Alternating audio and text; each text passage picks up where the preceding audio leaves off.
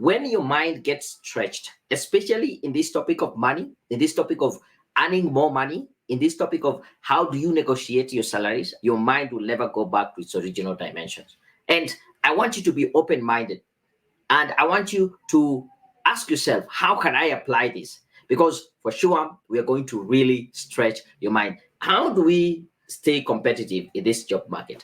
Because it's a very competitive job market. And right now, we have less jobs. One, because the economy is not doing that well. So any organization will find ways of cutting cost. Number two, AI is here and it's actually doing most of the stuff or work. And so it's reducing the people, the tasks. And so people end up being unemployed. But how do you stay competitive? To be able to answer this question, I will tell you this: don't chase the money. Don't go after the money. Focus on personal development. Focus on yourself. How would you make yourself more valuable? And when you focus there, I can tell you without a doubt, money will follow. But if your initial focus is going after the money, ask yourself, I want a good paid job. I want more money. I want to be paid well. When you go for the interviews, what is your salary expectation? You're hitting the roof up there. You're just thinking about much more and more money. You will not make it. Stop focusing or running after the money. Focus on personal development. And let me expound this a little bit further. What is this personal development? The best definition I've been able to come up with is that personal development is the intentional and deliberate investment in yourself, trying to acquire a new skill or improve on an existing skill to be able to be successful in your career.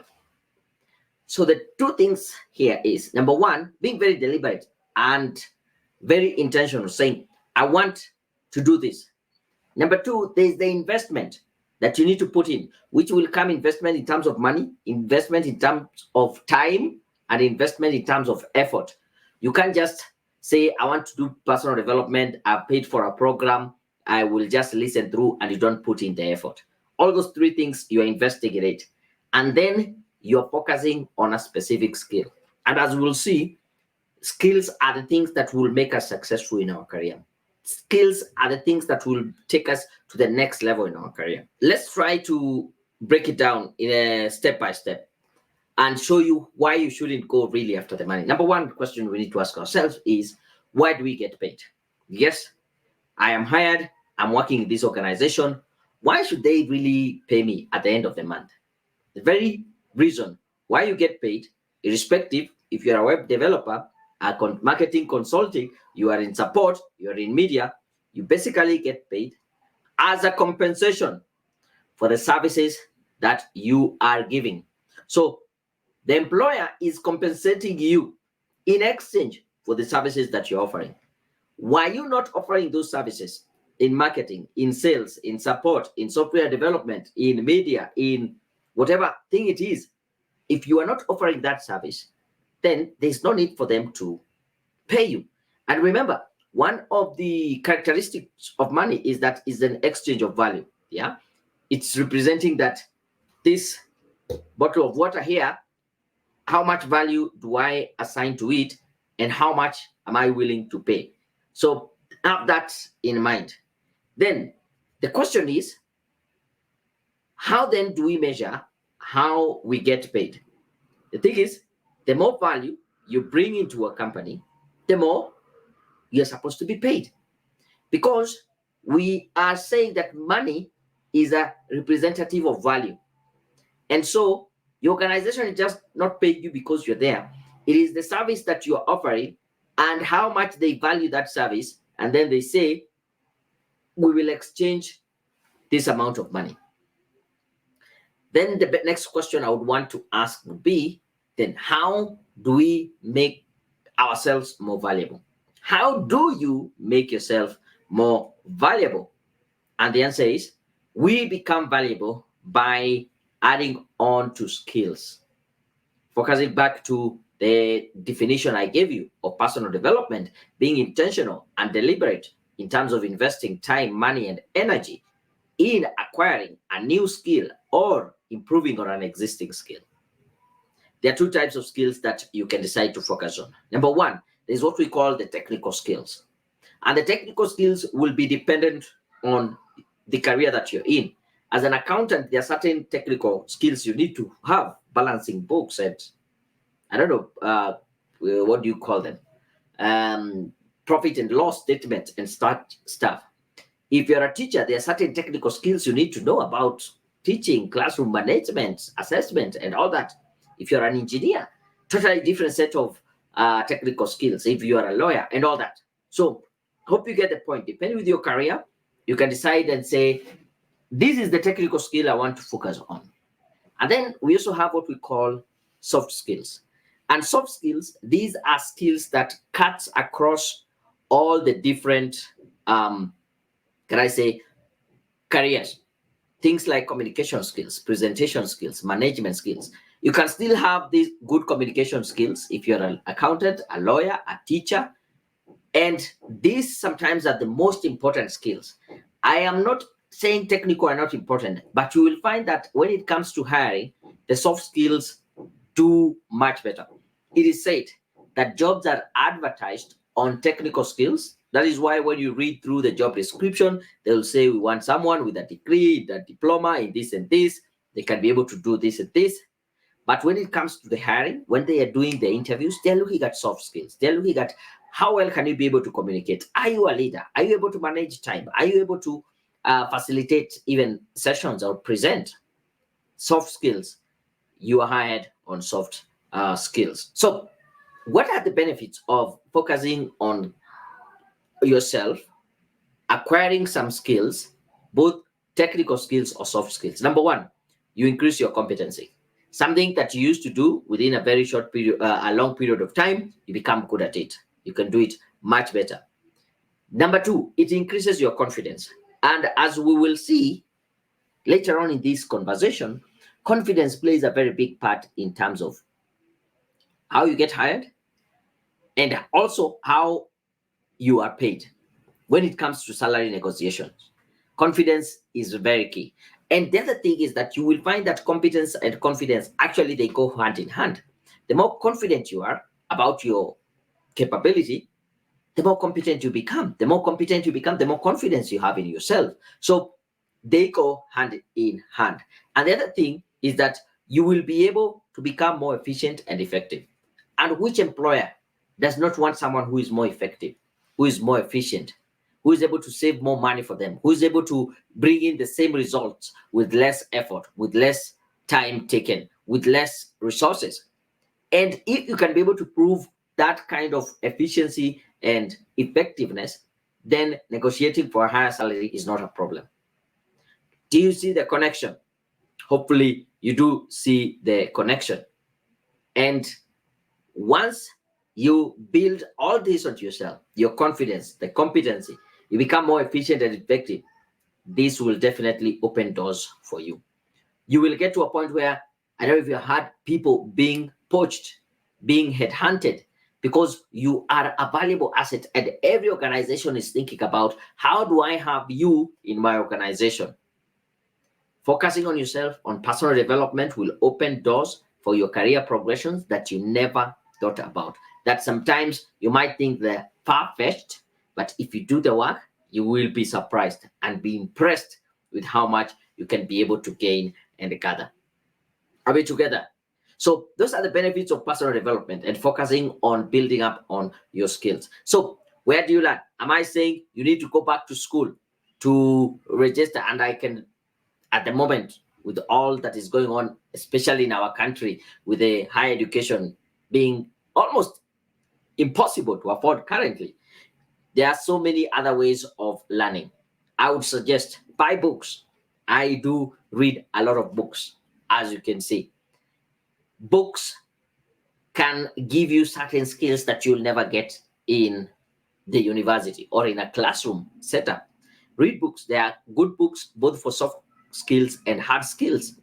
Listen to podcasts. These are free resources. For me, I listen to podcasts to and from work. I use my commute time as I call it a transit university, because I'm able to learn a lot. And you just need to focus on what are the podcasts that are aligned to my personal development goals, because you need to be able to identify what is the specific skill or target for yourself in your professional life, and then listen to such podcasts. I know there are some which are just fictional or stories or gossip. Probably those might not add too much value to you. YouTube is another great resource. YouTube University.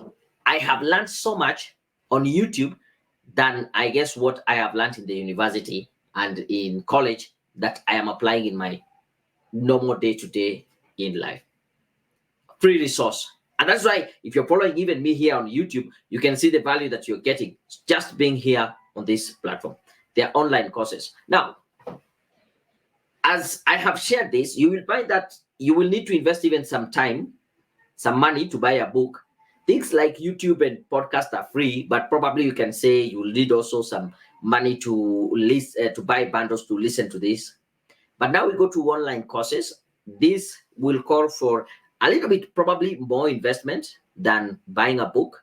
And you see that the more investment that you put in yourself, the more you're able to get out of it. And we have even some online courses we offer. I'll share or talk about them later on. And then look for certifications. Certifications are the courses that will give you specific skills in a specific area. And we'll talk more like project management, project monitoring, evaluation. These are certifications that can really catapult your career in the right direction. Hopefully, you can see that you don't need to go back to school. You can still do it offline, you can do it online, but you can still be able to learn. I came across this ratio. It's called the E to E ratio, and it changed how I look at life, even at the moment, because I learned that the E to E ratio, that is education versus entertainment ratio. And it said that if you compare the rich and the general majority of the population, the top 5% of rich people spend 95% of their time in education and only 5% in entertainment. While the bigger chunk of the population, 95%, they spend 95% of their time in entertainment and only 5% in education.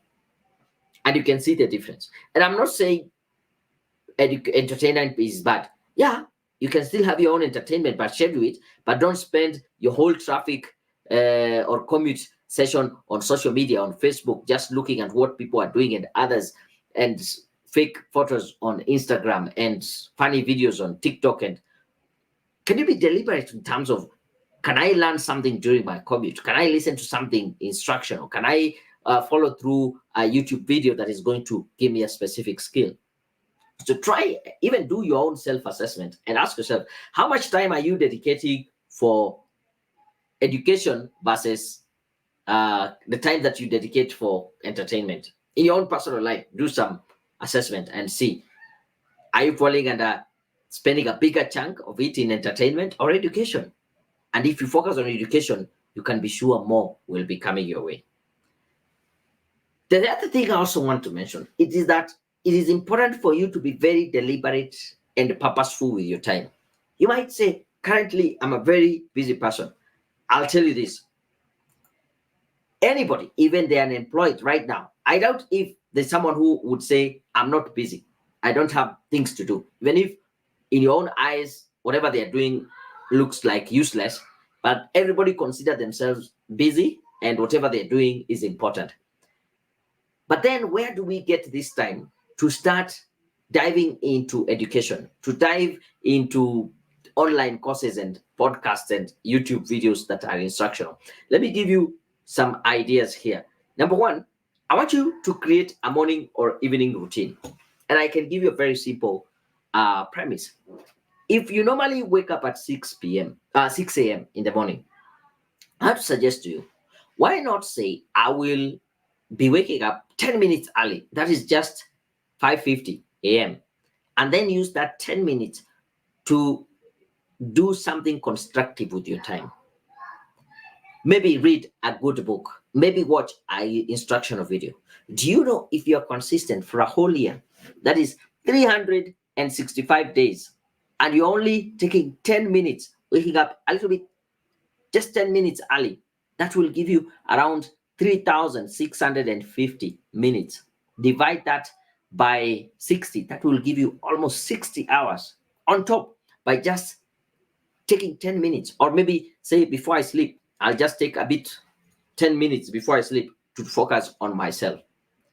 Commute time. Again, this is another killer. From research, it is said that on average in Nairobi, people spend about 2 hours daily in commute. And that is on average maybe 1 hour in the morning as they come to work and another hour in the evening. But it depends with where you live, where you work, which route do you use? Are you driving? Are you using public means and stuff? But you can see, let's work with 2 hours per day. 2 hours per day, Monday through to Friday for only 5 days, that is 10 hours. 5 times 2, giving you 10 hours. If you multiply that by around 50 weeks, I'm giving you 2 weeks off. 50 weeks times 50 hours, that is about, if I am doing my maths right, about 2,500 hours that you can add to your arsenal, to your, as in to say, this is what I'm going to deliberately use these hours for my own personal development. 2,500 hours in a year. And you're asking, where will I get the time? Just be purposeful with your time. And another thing, one of the things that is leading for us having a lot of traffic is that everybody is leaving work at the same time or coming to work at the same time. Why not consider coming a little bit earlier, like 30 minutes before the normal time, and say this 30 minutes for my own personal development? Or in the evening, instead of leaving 5 with everyone else, you can say, can I take just 30 minutes to focus on myself, and I'll be leaving at 5:30. Even that time, there is less traffic, like unlike if you just leave immediately at 5. Those are just some ideas, and you can see how is it applicable to you and you being purposeful and creating time for your own personal development. And you'll be amazed how much time you can create out of the 24 hours that we all have been given. Try and be deliberate. Going back to the definition of personal development: deliberate, intentional investment of time, money, and effort in acquiring a new skill or improving on an existing skill. And if that is your focus, you will be surprised how much growth you will have.